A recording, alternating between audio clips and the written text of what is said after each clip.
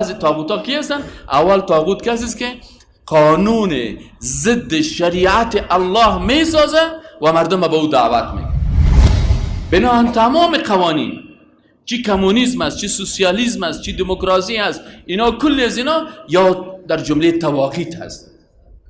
و قرآن میگه فمن یکفر بالطاغوت، اول باید به دموکراسی کافر شوی. چرا به دموکراسی من کافر هستم؟